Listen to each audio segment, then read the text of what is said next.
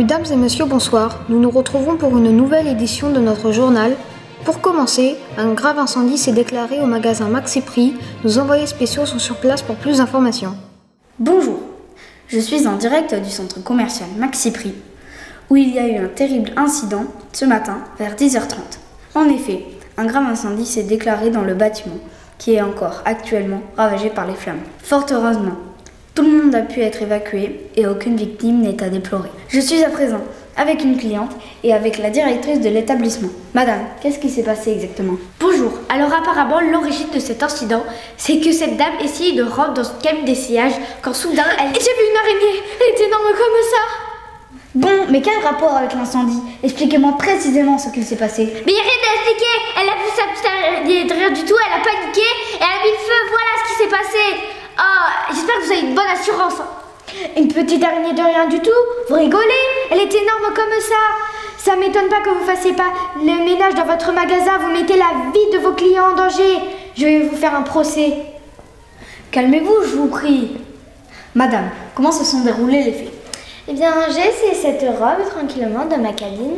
Et là, j'ai eu cette araignée au-dessus de ma tête. J'ai essayé de l'écraser grâce à mon petit sac à main.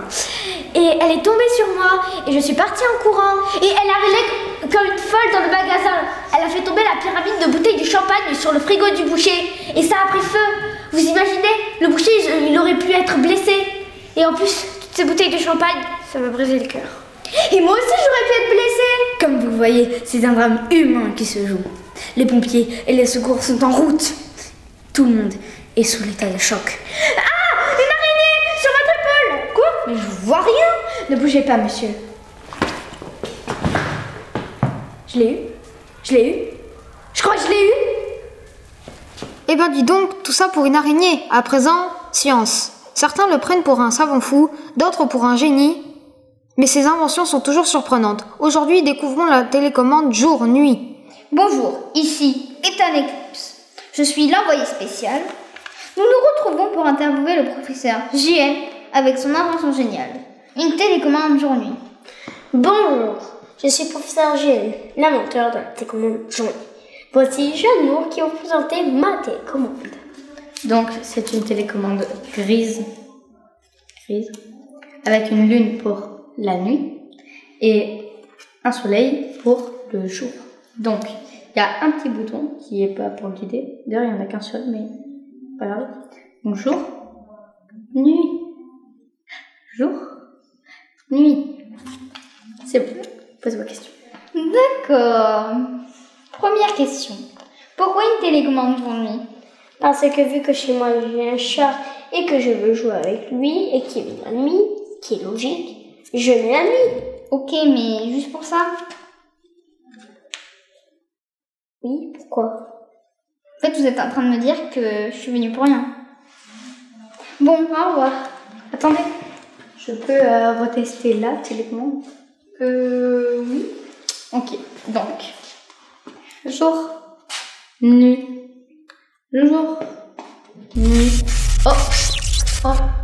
Mais qu'est-ce que vous avez fichu? Mon laboratoire! C'est bon, ça va, c'est juste votre télécommande, prenez-la. Ah, mais quand même! Ça n'était pas prévu. Bah non. Bon, ben, je vais à l'antenne. On dirait que ce n'est pas tout à fait au point. Et maintenant, parlons d'éducation.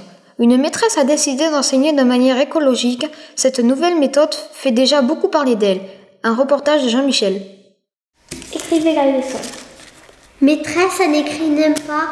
Si, alors, essaye avec ta langue, lèche le crayon et tu verras, ça va marcher. N'importe quoi. Bon, allez, fais avec ton sang si tu as envie, c'est de l'encre naturelle après tout. Et en fait, à mon école avant, je trouve qu'il n'y avait pas assez de choses écologiques. Du coup, c'est pour ça que j'ai 2 enfants dans ma classe parce que je trouve qu'ils vont pouvoir mieux travailler comme ça. Parce que sinon, ça va trop les stresser et...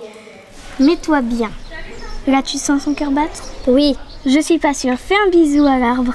Oh non! Si, fais un bisou à l'arbre. Si. Non. Si. Non. Sinon, tu auras une mauvaise note. Voilà, tu sens? Oui. Ah, c'est bon, je l'entends. Très bien. Fais attention parce que là, tu lui marches sur les pieds. Évidemment, je préfère avoir 2 élèves vu que comme ça, je peux être plus derrière eux, les accompagner et même les aider. Comme si c'était mes petites plantes vertes. Mais qu'est-ce que c'est que ce trait? Applique-toi un peu. Bah oui, passer une banane, elle est toute tordue. Passe. Regarde. Voilà, un beau carré. C'est un rond. Ah oui, mais il est beau quand même. Donc les enfants, vous avez la chance de participer pour la première fois en France à une école complètement écologique. Qu'est-ce que vous en pensez? Est-ce que ça vous plaît? Pas du tout. Plus fort. Très bien. Eh oh, tu dois faire la vibration. Eh oh, il faut se réveiller. Okay. Tu sens la vibration de la terre? Non. On en a marre parce qu'on se douche à l'eau froide. On mange n'importe quoi à la cantine, comme des racines et des légumes crus. C'est vraiment la galère. Allez, le calcul c'est 17 x 51. Maîtresse, t'es sérieuse là avec Oui, les je suis cailloux? sérieuse. Allez, calcul. 1, 2, 3, 4. Je mangeais trop d'hamburgers, trop de trucs et que je mettais pas à la poubelle. Bah, mes parents, ils ont décidé de me mettre dans cette école pour que je pollue moins. Moi aussi. On va faire le yoga du potager. Essaye de faire pousser ta fraise. Danse en même temps. Très bien. T'as vu? Les fleurs ont poussé grâce à toi. Et toi Loïc, est-ce que c'était un rêve pour toi, une école écologique? Pas du tout. Moi, je préfère d'avoir des burgers, du Coca-Cola, des jeux, et quand je serai plus grande, avoir une grande ville polluée. Et j'aimerais aller un peu plus loin, comme par exemple construire une école tout entière écologique, en sac à patates. Je crois que ces élèves auraient bien besoin d'un McDo. Maintenant, une page de publicité et tout de suite après, la nouvelle recette de cuisine. Vous avez marre d'avoir une belle peau? Vous voulez avoir l'air plus âgé, plus expérimenté, avec beaucoup de vécu. Inspirez le respect. Nous avons la solution. Notre crème Fredo est une crème miracle. Pourquoi miracle? Miracle parce qu'elle vous fait apparaître des rides en temps de record. Elle est rapide et facile de l'utiliser. Rapide parce que vous avez juste besoin de 2 minutes. 2 minutes, c'est rien, juste le temps d'un pouls de passer. Maintenant, tu peux aller en boîte de nuit, même si tu as 14 ans.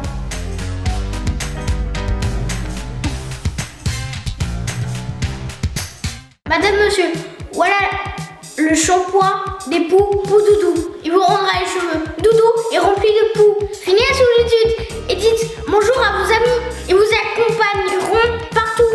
Et en plus, vous aurez des gros muscles à force de vous gratter. Alors n'hésitez plus, achetez-le tout de suite. Vous en avez marre d'avoir les dents blanches? Nous avons la solution. Avec le dentifrice Denticarie, plus de soucis, vos dents seront noires et stylées. Problème de carie résolu. Oh là là, regardez-moi ça, si je suis trop jolie.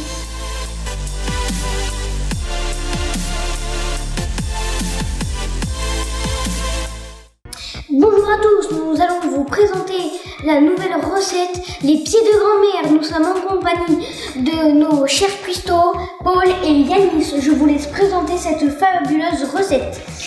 Alors, nous avons déjà fait mijoter des carottes et un bouillon. Ensuite, nous allons mettre des patates qui sont plus de 3 ans, qui étaient dans mon grenier, et qui sont dures comme de la pierre. Ensuite, nous avons du fromage de cheval qui est très très rare. Et pour le croustillant, des ongles de pied de ma grand-mère.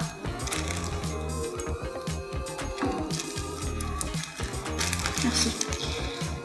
Maintenant, nous allons fouiller et faire goûter à notre cher ami Maxime.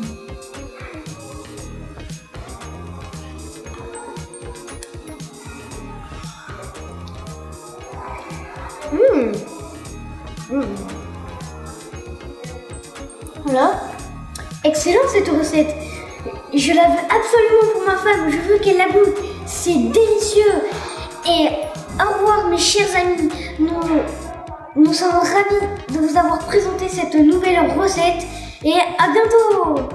Ça a l'air succulent. Et maintenant, sport. Contre toute attente, l'équipe de Caudreau a remporté le tournoi interscolaire de football.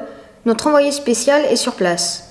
Bonjour, mon équipe et moi avons suivi le tournoi interscolaire qui opposait Caudreau à Brest. Caudreau a gagné 4-0, pourtant on ne comprend pas, ils sont nuls. On ne sait pas comment ils ont fait.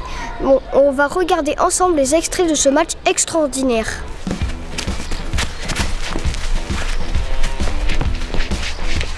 Ah, attendez.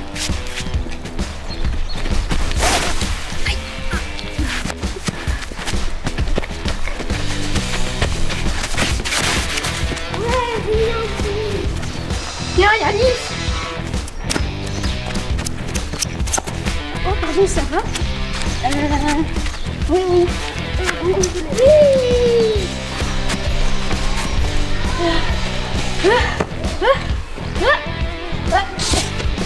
Non, mais non. Tu me prends la balle. Ah, bon, c'est pas.